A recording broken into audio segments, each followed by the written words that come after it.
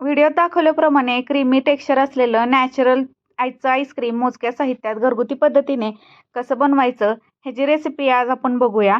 ह्याच्यासाठी लागणार आहे हापूस आंबा. हे घेतलाय मी 250. हे 250चं ते माप आहे, त्याच्यानुसार घेतलेलं आहे. त्यानंतर अमूलची फ्रेश क्रीम असते मार्केटमध्ये, ती घेतली, ते 250 ml यूज केले. नंतर अमूलचं मिठाई मेट म्हणजेच कंडेन्स मिल्क हे पण घेतलेलं आहे, ते पण 250 ml असं मापून घेतलेलं आहे. समप्रमाणातच घ्यायचं सगळं. आणि नंतर अमूलचंच दूध घेतलेलं आहे, ते रेड कलरच्या पॅकेटमध्ये असतं ना फुल क्रीम दूध, तेच घेतलेलं आहे. ते थोडंसं आटवलेलं आहे आणि त्याच्यामध्ये 1-2 चमचे साखर घालायची गरज असली तर, नाहीतर ह्या कंडेन्स मिल्कने हे प्रॉपर असं गोड होतं. आणि अशा प्रकारे हे 250 ml हे दूध, ह्यात थोडीशी बघा मी साखर पण म्हणजे 1 किंवा 2 चमचे घालायची, आवडीप्रमाणे, घातली नाही तरी चालेल. आता ह्याचा खर्च आपण बघितलं तर 68 रुपयाची ही अमूलची क्रीम आलेली आहे. त्याच्यानंतर मिठाई मेटचा आहे तो 126 रुपयाचा हा डबा आहे.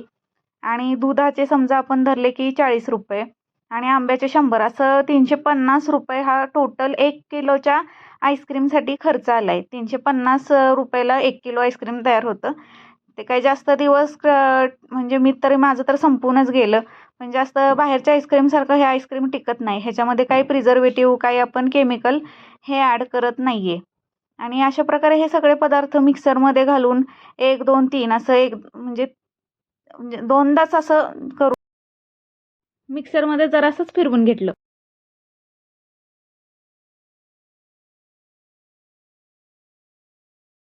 ह्याला गरज असते ती आणखी एका गोष्टीची, म्हणजे एअरटाईट कंटेनर. तो माझ्याकडे नव्हता, तर मग ही क्लिंग फिल्म मी बाजारातून आणली.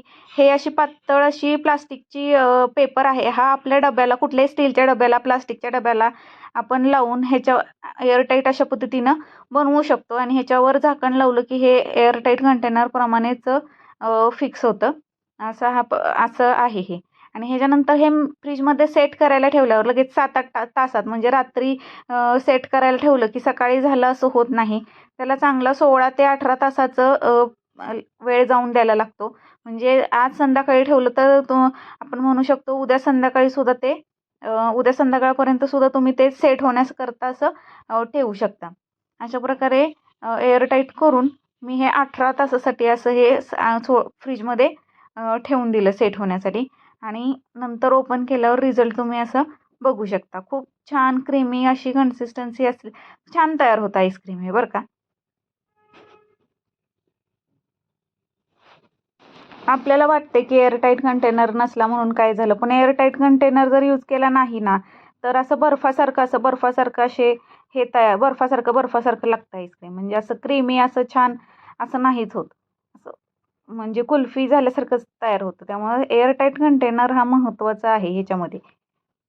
बाकी हे घरगुती पद्धतीचं आईस्क्रीम तयार करा, खा आणि चॅनलला सबस्क्राईब करा.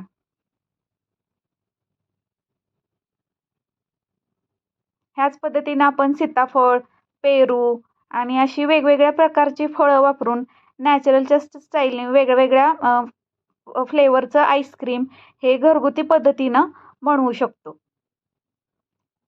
आता सीताफळ आता नाही आहेत मार्केटमध्ये, नाहीतर मी सीताफळ आईस्क्रीमचा पण व्हिडिओ टाकणार होते. आणि हे आमरसामध्ये हे अशा प्रकारचं घरगुती तयार केलेलं आईस्क्रीम टाकून आपण मस्तानी पण तयार करू शकतो. आमरसामध्ये थोडंसं जास्त दूध ॲड करून मिल्कशेक आणि मस्तानी.